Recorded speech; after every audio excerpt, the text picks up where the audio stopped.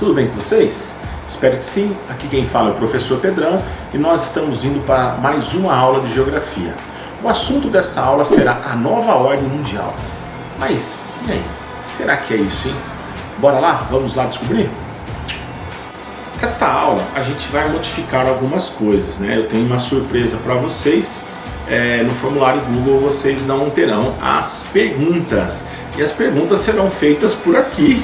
Então assista ao vídeo e você terá as respostas, assim como as perguntas, né? Porque sem as perguntas vocês não conseguem montar as respostas. Então vamos lá, meus queridos jovens padawans.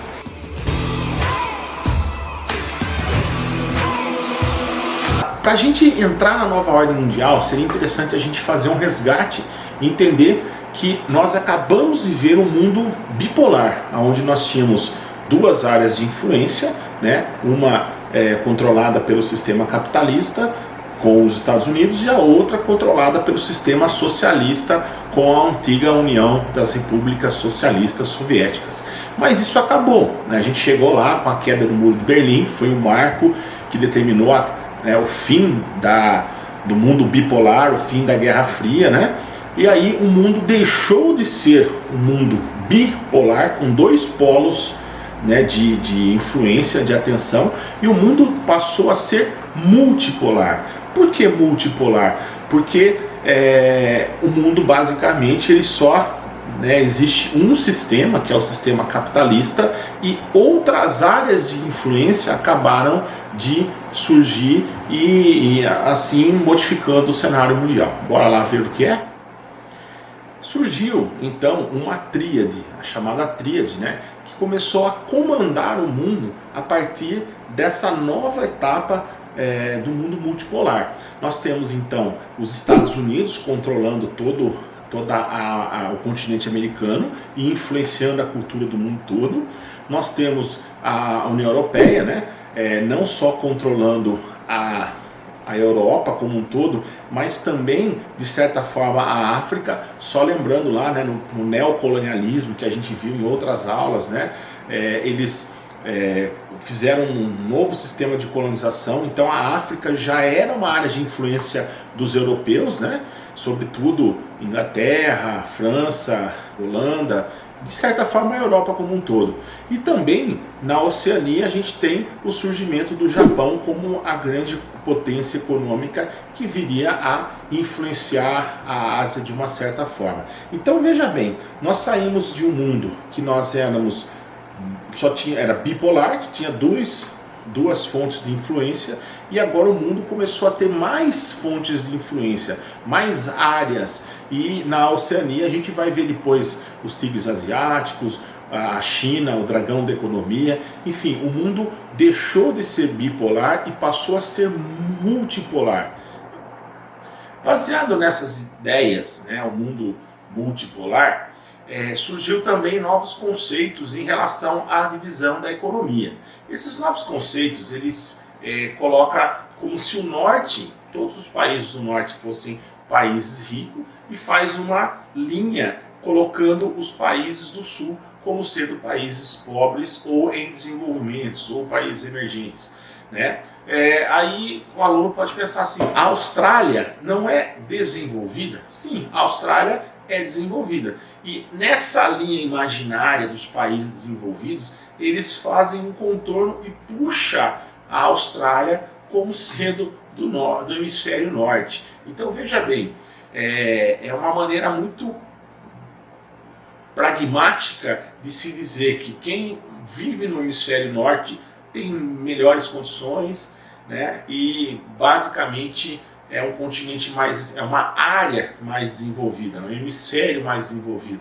E quem está ao sul, abaixo da linha do Equador, ou no hemisfério sul, é um hemisfério menos desenvolvido, né? Mas o que vem a ser globalização?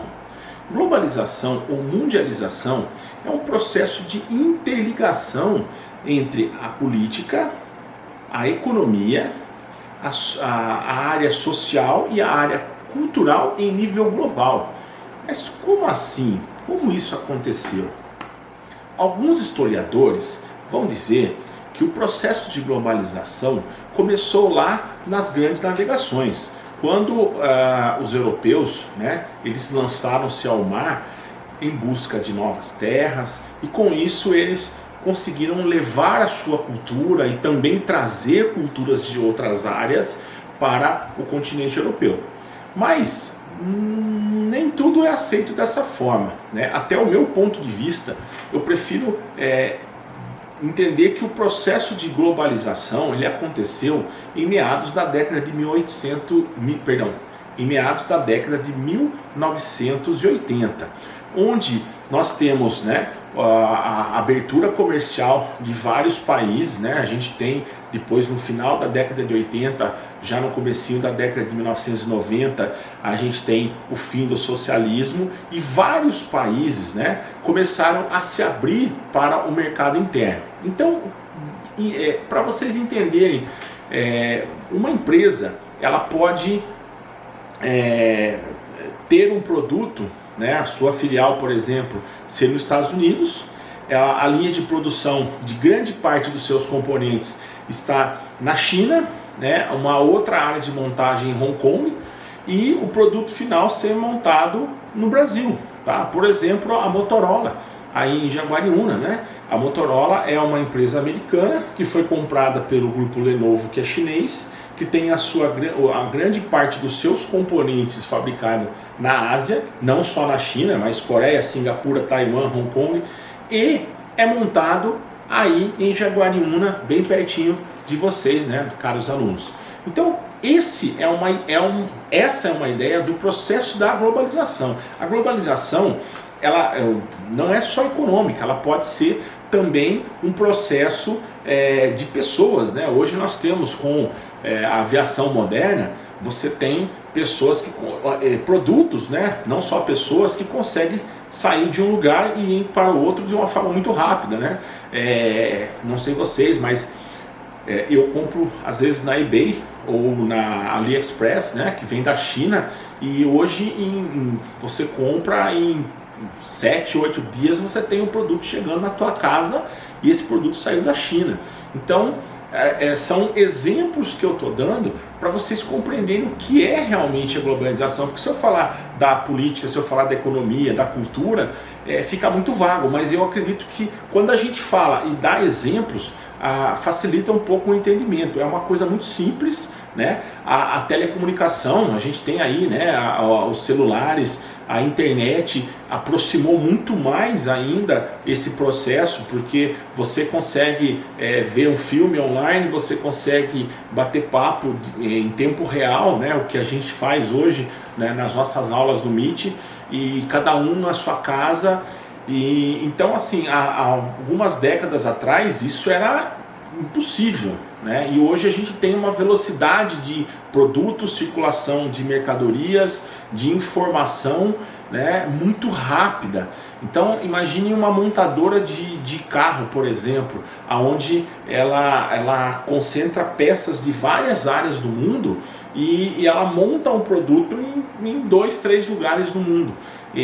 Imagina a logística, imagina todo o centro de inteligência de saber quantas peças precisa para montar determinados veículos em full time, em tempo real.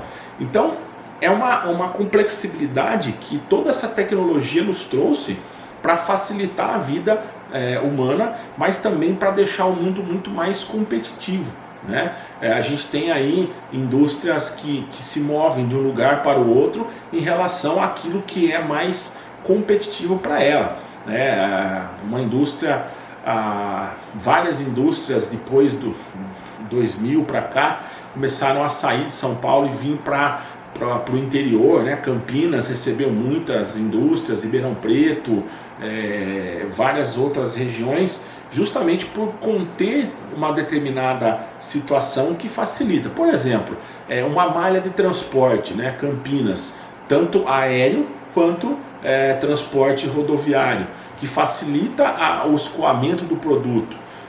São características muito grandes, né, do sistema globalizado.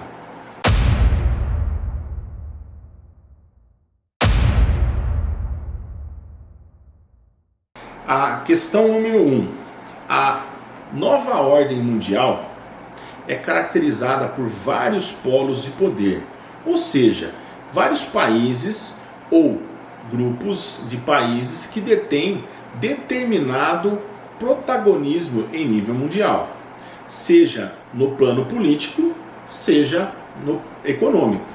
Desse modo, a nova ordem mundial é definida pela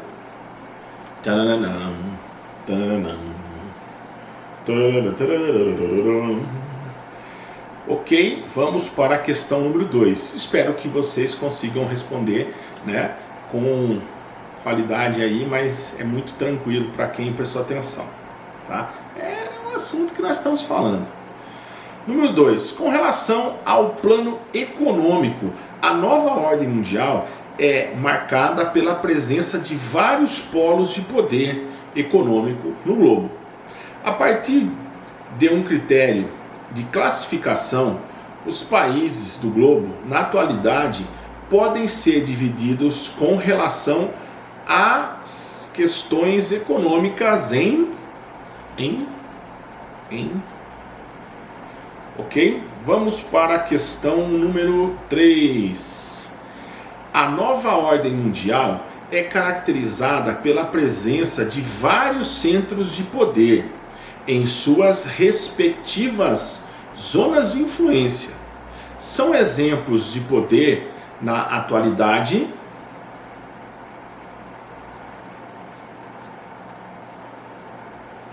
Vamos para a questão número 4. Assinale a alternativa que indica a característica da globalização representada pela tirinha.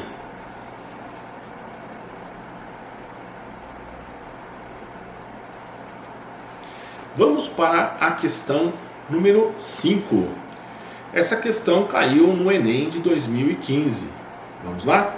Um carro esportivo é financiado pelo Japão, projetado na Itália e montado na Índia, México e França, usando os mais avançados componentes eletrônicos que foram inventados em Nova Jersey e fabricados na Coreia. A campanha publicitária é desenvolvida na Inglaterra, filmada no Canadá, e a edição e as cópias feitas em Nova York, para serem vinculadas em todo o mundo. Teias globais disfarçam-se com o uniforme nacional que lhes for mais conveniente. A viabilidade do processo de produção ilustrado pelo texto pressupõe o uso de